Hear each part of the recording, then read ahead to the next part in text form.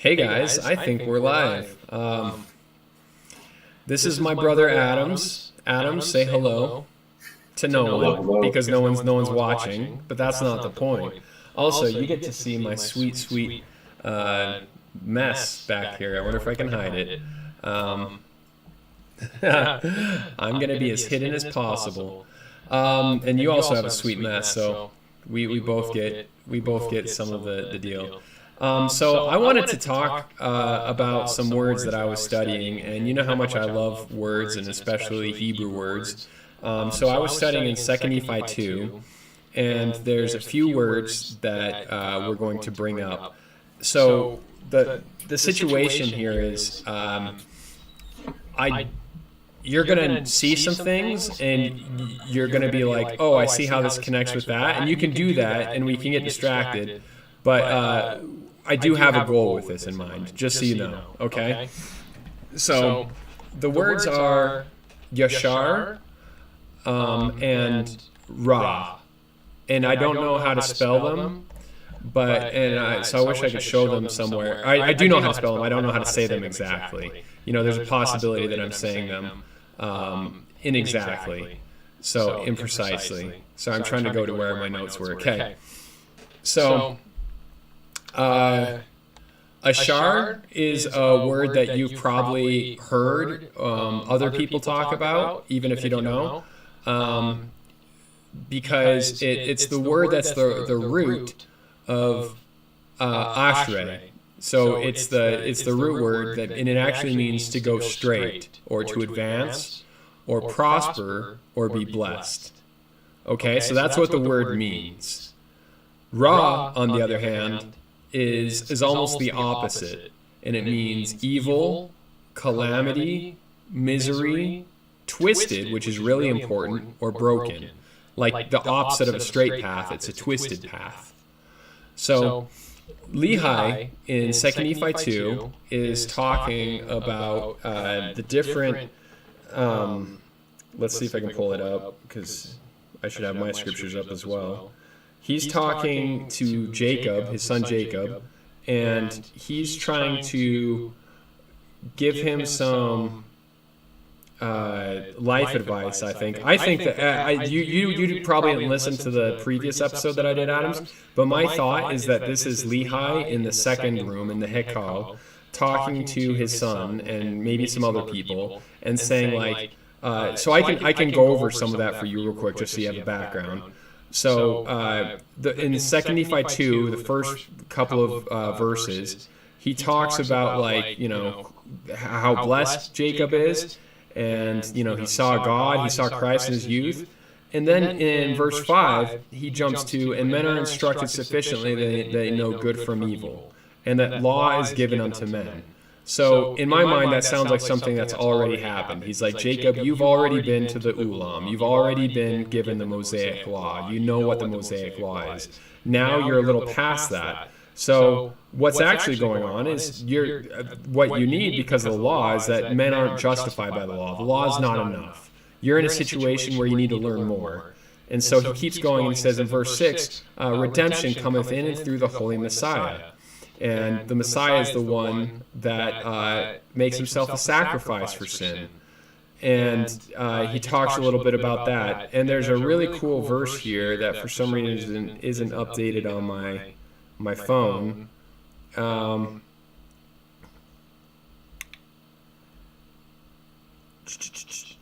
So he talks about after that. He had mentioned the ends of the law a few times, and so in verse 10, he says, he kind of wraps, he brings it all together. He says, all men come unto God, wherefore they stand in the presence of him to be judged of him according to the truth and the holiness which is in him. So clearly there's a judgment that's going to happen. And he says, the ends of the law, which the Holy One hath given, unto the inflicting of the punishment which is affixed, which punishment that is affixed is in opposition to that of the happiness which is affixed, to answer the ends of the atonement. So he's saying at some point there's the law, which can only bring you so far, and then you need the atonement to get further. So he's telling Jacob that at some point there's going to be a judgment at a veil, and unless he uses the atonement, he cannot go any further. So I don't know if that story makes sense in your mind, but he's basically saying, Jacob, you went through the Ulam, you went through the Mosaic Law, now you're in the Hekal, and we're talking a bunch of things, but even with all that information, you can't go any further than the veil without Christ. That's as far as you can go. So that's what 2 Nephi 2 is in my mind. That's not the what this is about. That's just the introduction. That's the scene. Okay? So what I wanted to talk about, though, like I said, was Yashar and Ra. So, Adams, if you actually want to do a quick search about the Hebrew word and the meaning of Yashar, Y-A-S-H-A-R, or just A-S-H-A-R. Yashar? It's just A-S-H-A-R. That one probably is better. Okay, so it says, ashar is the Hebrew verb meaning to go straight, to walk uprightly, or to advance, progress. Yeah. And it's the root of happy/blessed, and which makes it very interesting on the verse you just read. Yeah. Which, is that what you're wanting to get into? We could jump into that right now because there's a bunch of stuff going on. I'd like to talk about it all. So you have ashar, which is like progression. There's righteousness involved, and it's the basis of happiness. Quite literally, the word is the basis of the other word, happiness. Yes. Mm-hmm. And then Ra, it says that in Hebrew it means evil, bad, wicked, or harm. And it's an opposite. One of the meanings apparently is that it's an opposite to good. And the reason why I find that very interesting, based on what you just told me, so these are all new things I'm learning. These aren't things I've studied. I'm just coming up. I'm just coming up with connections. You're just making connections. Yeah. Is that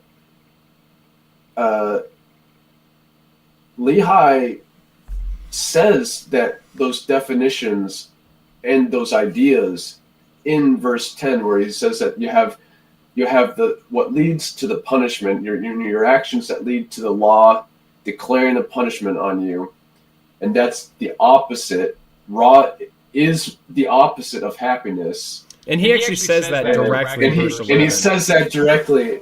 So read that in verse 11. Read it in 11 too. Even in 10. Yeah, I'll read verse 11. I'm just saying that he says that in verse 10 as well. He says, which punishment that is affixed in opposition to that. So the whole point that I agree with you, and the whole point is that there's this contrast. Like, this is the crux that he's setting. We talk about the opposite. Like, in our church, we talk a lot about, like, there's opposition in all things. But what we don't think about, I think, is that Lehi says there's all these different opposites, but the main opposites are Ashar and Ra. So anyway, go for it. Read verse 11. For it must needs be that there is an opposition in all things. If not so, my firstborn in the wilderness, righteousness could not be brought to pass, neither wickedness, neither holiness, nor misery, neither good nor bad. Wherefore all things must needs be a compound in one. Wherefore, if it should be one body, it must needs remain as dead, having no life, neither death, nor corruption, nor incorruption, happiness, nor misery, neither sense, nor insensibility. Yeah, so you actually, could you do the search real quick? My understanding is that misery is another way to say, is another version of Ra. Let's find out. Yeah, that's my understanding. And once again, we're working with imperfect translations because we only have the English version. We don't have the Hebrew version in front of us.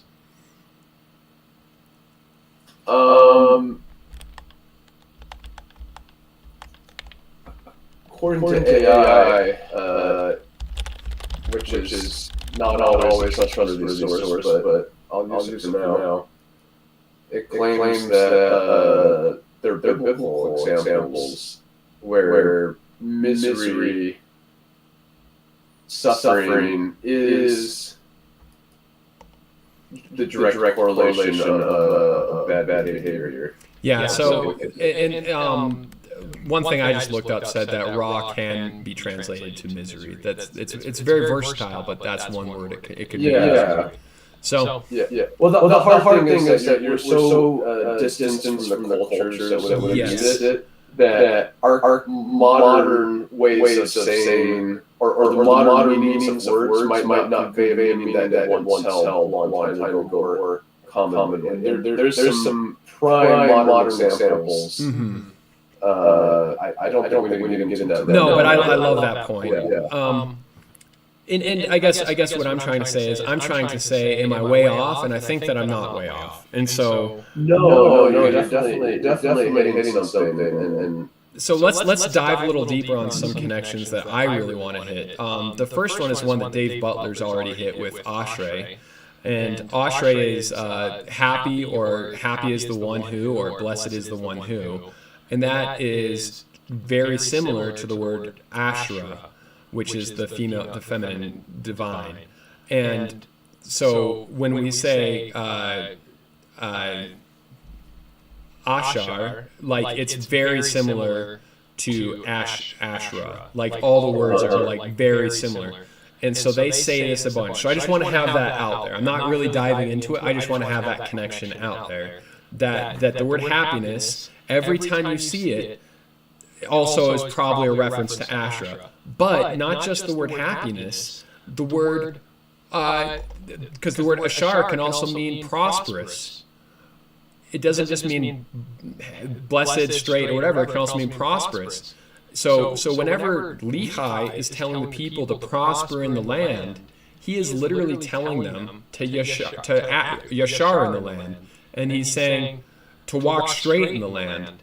And when he's saying that, that's a correlation with Asherah as well, because that's like, that sounds very similar. Like it's semantic, like boom, boom, boom, like it always hits, and people will be like, oh, he's saying to, if you do this, you'll prosper in the land, but also if you do this, then you'll Asherah, you'll be happy, you'll have Asherah. So I'm not a Hebrew expert. Yeah, but I've heard from I don't remember who it was. It was one of the guys that was on the Stick of Joseph podcast talking about language. Okay. And how oftentimes Old Hebrew didn't have a way to convey like metaphorical meanings. So oftentimes they used language that was quite literal to present a semi-metaphorical meaning. Sure. Yeah. And what's interesting is in verse 11, he says there needs to be an opposition in all things. Otherwise, righteousness could not be brought to pass. Yeah. And the emphasis that I'm focusing on right here is the righteousness could not be brought to pass. I think in our modern times, we take righteousness as a very metaphorical, theoretical, like mental attitude. Whereas here, I think there is aspects of that, but I think it's also very physical. Like as you go through the temple, as you go through life, there are very physical acts we do. And the reason why I think that's important is there's many people, and I'm probably not totally excluded from this group, where you think you have a couple different thoughts. You have people that think that your thoughts don't matter in regards to your deeds. But the Hebrews, ancient Hebrews, they would argue that your deeds do nothing, and your that your thoughts do nothing. That only actions matter. Yeah. But Whereas the inverse is somewhat true. A lot of people are like, well, you need to have your mind in the right place. But I think there's a truth to the idea that like our actions, who we are, what we're being, in order to become like our Heavenly Father, is we have to bring to pass goodness. Give me a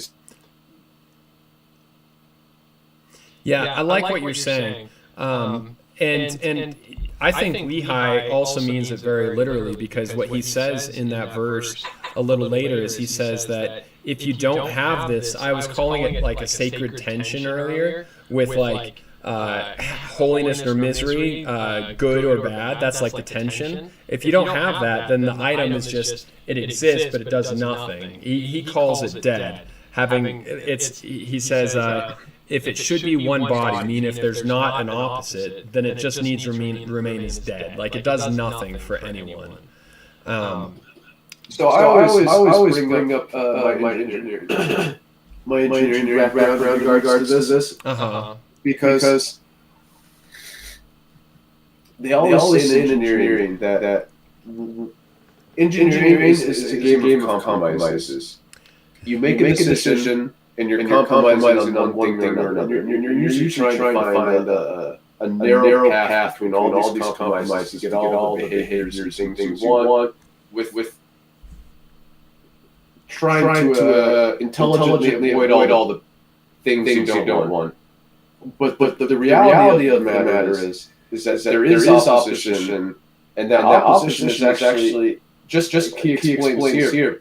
The opposition is actually a beautiful thing. And to simplify it, I always use the example of friction. Without friction, you're not walking. Without friction, your car's not going anywhere. Your tires need friction to hold itself to the ground and to move forward. So you can say, in a silly way, you can say, wouldn't it be amazing if we create this frictionless machine, in a little scientific experiment where friction didn't exist? Just like in every physics class, yeah. Just like in every physics class, yeah. Well, in reality, having that friction there gives us capability. Having the opposition in physical matters gives us more opportunities to design and create interesting things. If we didn't have those options, if we didn't have this opposition, just like in life, it means there are no options. Yeah, like it like lets in this like this almost like pure physics on like a whiteboard, like is like so pretty, but like once you introduce it into reality, all of a sudden you're dealing with all these things. But also pure physics on a whiteboard, you have wheels that turn, and without friction, they actually wouldn't be a functioning vehicle. You would just have like wheels turning on the ground. Yeah, you just have wheels turning, wouldn't do anything. Yeah, and that's the truth of the matter for most things, and it's a bizarre concept, but true. Where without opposition, and this is and for the humans, we talk about stress, we talk about responsibility. Without bearing responsibility on our shoulders, without exercising our muscles, without challenging our brain, doing challenging things for them, we'll never learn. It's very interesting that our bodies, I kind of understand this at a genetic level, where they need a certain degree of opposition in order to thrive. Yeah, I think there's some obvious examples of like muscles where like if you only have muscles on one side and it just keeps tightening and tightening and tightening, you're actually not going to have any use for it. Like it'll work once, the thing will work once, but you need a muscle on the other side tightening and tightening and tightening to like loosen this guy.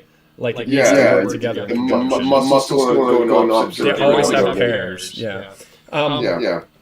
I want to reference verse 4 as well. This is something we skipped over. But you know how I said that this is like a temple scenario? Well, here's another example of it. So in verse 4 at the end of it, he says, "And the way is prepared from the fall of man, and salvation is free."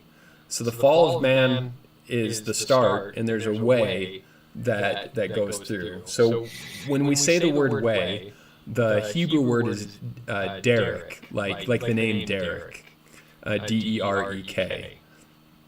And it literally means like the path or the way. And so one of the more common things, especially in the Bible, is they talk about the ashar derek, or the derek ashar, or the derek reshaim, like the way of the wicked or the way of the righteous, the path of the righteous, ashar derek or derek reshaim.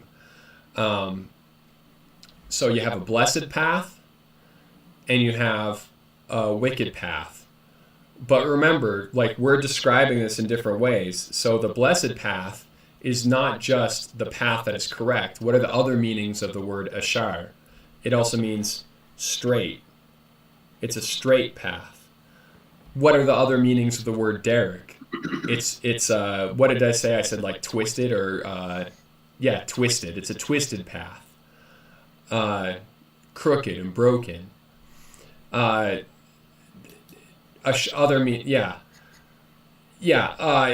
just think, first of all, that's everywhere in the scriptures, and so we can look up some of those examples. But also, let's pull one up for you. Just out of curiosity, David, do you know the Hebrew word for free or that comes from? No, let's see, because salvation is free. Yeah, let's see what I can do there. And the reason why I bring that up is because I know that some people have attempted to translate the Book of Mormon into Hebrew, and I'm sure that they, are way better than I am, but. Well, the reason I bring that up is you have to remember that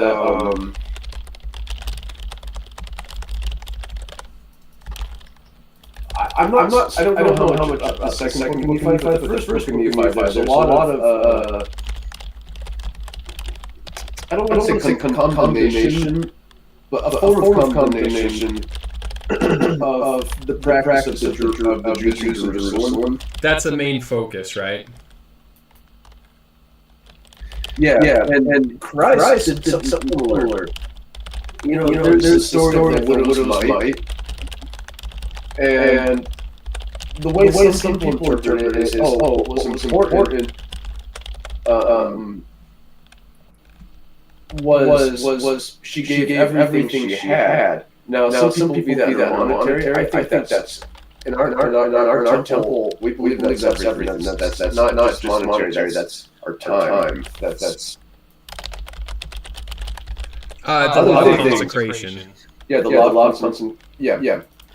So what I'm getting at here though is that the salvation is free. Is interesting because I think there's a condemnation of the idea that you could enter heaven with I don't want to say by money. I don't think that's what it's getting at. But the idea that like your status improves in life, your status improves with God, or you have more knowledge because you have more financial capabilities. One of the great talking points of the Book of Mormon is that the people that should have been protecting the temple and the way of the temple in Jerusalem didn't do that. They destroyed the meaning of the temple. They destroyed what it meant to be a temple goer, according to Nephi, and salvation is free. That's something like Christ kind of brought up to a bunch of people. This idea that if you gave him everything, that was much more important to him than certain goods you acquired in your life. And a great example of this is when Moses and the Israelites were commanded to build a tabernacle. They were told to bring their things, but the most important thing that God wanted was that they did it with a willing heart. And I think that applies. I think this is a very key aspect of the temple where with a willing heart, salvation is free, and the law and the path of happiness is open unto you if you're willing to open your heart and give it to the Lord. Yeah, I'll have to look into that. I found the Hebrew translation of the Book of Mormon, but I don't so it looks like there's some that's still trying to go. And I also have I have AI trying to translate it, but my AI is going very slow right now. I've probably overused it. So I'll let you know what I find out. Very good points. One of the things that like I see when I'm still very early on in understanding anything about Hebrew, but what I see is that the words are so broad that like you could use different words to like emphasize different aspects of something, but also like, for example, in verse 5 when it says men are instructed sufficiently they know good from evil, one of the classic lines in Hebrew is the tree of good and evil, of the knowledge of good and evil, and that uses like the word ra right there, and so it creates a contrast right at the beginning. So when like he says something like that, he immediately brings forth something and he talks about that. So later on in the verse when he says and become miserable forever, like maybe he uses the same word ra, or maybe he uses a different word. Same thing I think for when he's talking about happiness and working towards going forward to salvation, he probably uses the word ashar. But and probably also when he says to prosper. But there's also a few other words, just so you know, there's a few other words you could use for prosper. You could have temporal success, like in Genesis 39:2, when they say Joseph of Egypt, when he prospered, they use that word. But you can also say the word wholeness / lasting prosperity, which is shalom or shalom, is related to that as well. So I guess what I'm saying is like there's a whole bunch of very like temple related words, all related to the word of like this will bring prosperity, or you will prosper if you do this, and so they probably emphasize different things at different times is kind of what I'm saying. So what's interesting in the story of the prodigal son? The prodigal son claims that even the servant would, at the point in which he no longer had food and capability to sustain himself after he left his father's house, he bemoaned the fact that even the servants or even the animals had food to eat at his father's house. Yeah. And he's like, well, I can just go be a servant for my father, and I'll receive something. And then what was interesting is when he returned repentantly back to his father gave him everything he had, new clothes, and effectively a new title. Yeah. And so I think there's truth to that, where if we're willing to return to our Father, there is actual material benefits. It might not be what we want, but at some point He's going to give us everything He has. Yeah, that's the promise. That's the promise, yeah.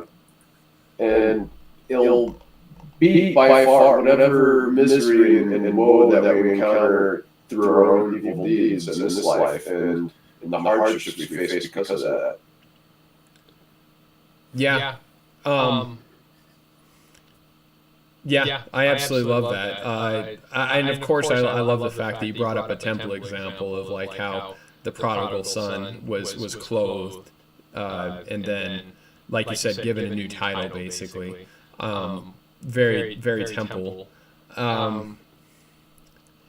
Yeah, I don't know. So that was my point today. I guess one of the things that I want to say is I want this to be like a call out to people like Dave Butler and other people who actually know Hebrew well enough.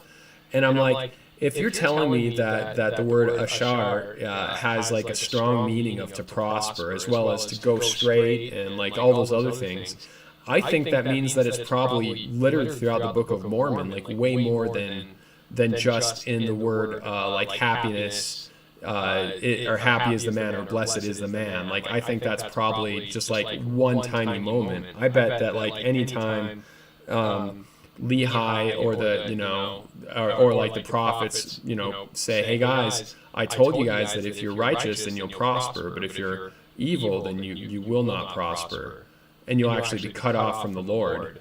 I think that it's saying things in a very temple mode that we're missing, because we just think prosper. We think of like the temporal success version that I mentioned with Joseph, who when he was Egypt, he prospered.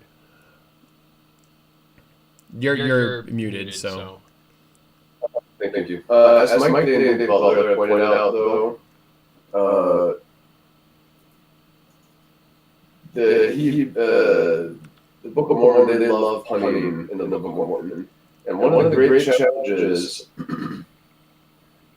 between language translations is that there are jokes that you just cannot translate. So if there's a heavy emphasis on ashar, which there definitely already is based on what we can see, but there could be words in the original text that we will never see or understand because it doesn't translate properly to English, and it doesn't make sense when it's translated. Yeah, and Joseph Smith probably was given like either a partial understanding, or given like, this is a good partial rendition of it, or something that, that's good for us, but maybe not a full, complete understanding. The easiest example of this in Spanish is a joke that goes, well, I know in Portuguese, I guess, but it's que faz peixe, nada. And the joke is that nada means nothing, but it also verb contextualized means to swim. So you're saying that the fish swims or it does nothing. That's a pun, Adams. But if you translate it, it means if you give the English version, what does a fish do? Nothing. Yeah, it's either nothing or swims. Oh yeah, what does a fish do? It swims. You don't get the double play on the word. Yeah. So you lose the fact that in the translation you no longer have the structure that connects the words together in the way the author intended. So it's possible that there's structure in a lot of these verses and in scriptures that might be totally different in the original language, that we'll never see that structure just because it's translated. And that's one of the reasons why I want to learn Hebrew, because I feel like there's a lot that I could get. Like if I understand that, like once you see the temple in the scriptures, all of a sudden as you're reading it, all your alarm bells start ringing when you see certain things. Like when I was reading verse 4 and I saw it say, and the way is prepared from the fall of man. And I was like, oh man, this is temple. And then you start seeing like ding, you see one thing, ding, you see another, ding, you see another. And we didn't even get into it, but later on, after it talks about like all the opposites and all things, he does talk about like the forbidden fruit in opposition to the tree of life. And you're like, oh, I guess it makes sense that like in verse 19, or like he talks about the old serpent who is the devil and Eve and Adam and Eve. I guess it's just a natural transition that he's talking about Adam and Eve. But if you've already started thinking, oh, he's talking about the temple, then you're like, no, this is not like just a natural transition or an accident. This is him saying, everything in here is temple. Everything. And once you pointed that out, it makes it pretty obvious. Verse 1, they start in the wilderness, then they go towards the Lord. There's a straight and narrow path that leads them to salvation. They're instructed to know good from evil. The law is given unto them. Redemption will come through the Messiah. There's sacrifice. You have your broken heart, contrite spirit. And then this is the temple ceremony that they're going through, by the way. That's what I'm saying. My only thought on it is one of the things that Mike Day talks about, which I really like, and he talks about it in some of like his analysis of different books, is he says you have to also understand what is the what is it called? Like what is the actual, like this is chapter 2 of 2 Nephi, but when it was written down, what was it written down from? And I think it was something that Lehi was telling Jacob, and my guess is he was saying it in the second room. Because to me it sounds like he was recapping some stuff, and then he was talking about future things that Jacob was going to encounter. So that's my analysis. But if we have any better ideas, then for sure. But I don't know. I wish like I was saying, I wish I knew Hebrew a little bit better, so that when I saw more trigger words, I'd be able to see them, and I'd be like, oh, that's exactly, this is a good word that means this. So anyway, that was all I really want to talk about today, and I really appreciate it. But we need to get on sometime later, because you bring a perspective. I kind of get a little hyper focused on things, and you bring an outside perspective that allows me to kind of see things from a different angle than I was looking at. For everyone listening, look up the words ashar, derek, to walk straight, to be blessed in the path, and then also derek rashayim, which is the evil or crooked path. So you have Psalms 1:6 for the evil crooked path, or you have Psalms 119:1 for the it's a blessed path, but for the other path, for the happy path. So thanks a bunch. I'm going to end this live stream. So everyone have a good day.